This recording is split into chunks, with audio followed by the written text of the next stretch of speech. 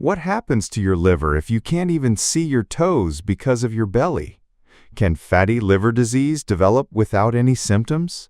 And is it true that the liver can fully regenerate, even in a severe condition?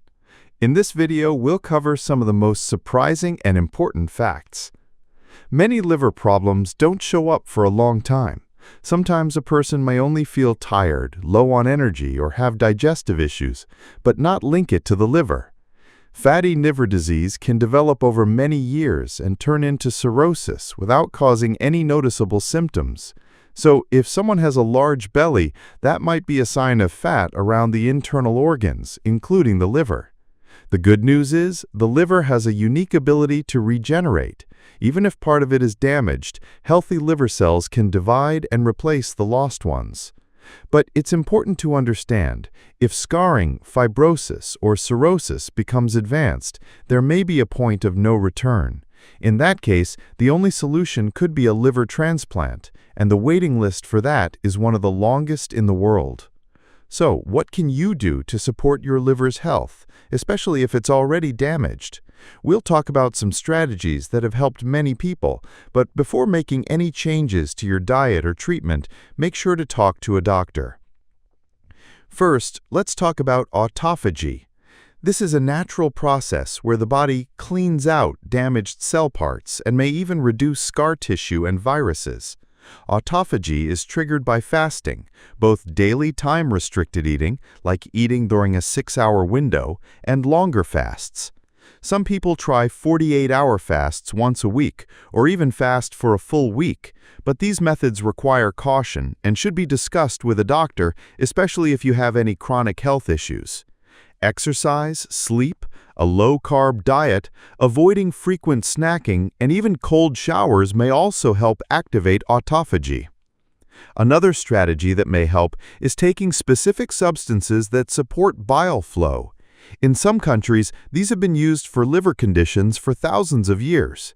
It's believed they can reduce inflammation and scarring, protect liver cells from damage, and help with biomovement.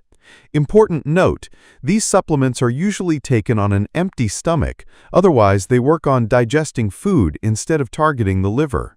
Also remember, they are not medications, just supportive tools, and should only be used after consulting a healthcare provider.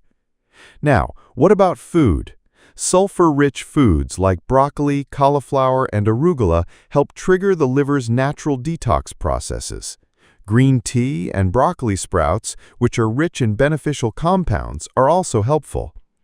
Another well-known liver-supporting plant is milk thistle. Its seeds can be ground and added to salads. It's believed it helps protect the liver from toxins, reduce inflammation and liver enzyme levels, and support cell repair.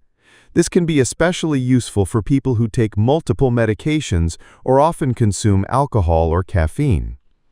There's also research into special forms of vitamin E. These are being studied for their role in protecting the liver from scarring and inflammation.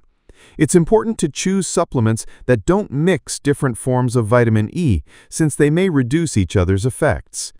It's also worth mentioning some of the things that can slow down liver recovery. These include heavy alcohol use, taking medications or supplements without supervision, obesity, especially around the belly, and chronic liver diseases, including viral or autoimmune conditions. If you want to check whether your liver needs support, it's a good idea to get some tests done. A liver enzyme blood test, lipid profile, blood sugar level, and an abdominal ultrasound. Based on the results, your doctor can say whether anything needs attention. By the way, have you ever had your liver checked? What were the results, and did anything unexpected show up? Share in the comments. It might help others take their health more seriously. Also, would you be interested in a separate in-depth video, for example, about liver-friendly diets or autophagy? Let us know and we'll make one. Remember, any lifestyle change should be thoughtful and discussed with your doctor, especially if you have chronic conditions or take regular medications. If you found this video helpful, give it a like, subscribe to the channel, and share it with someone who might benefit. And if you have any questions, leave them in the comments. We'll try to answer or make a separate video about it. Take care of your liver, and see you soon.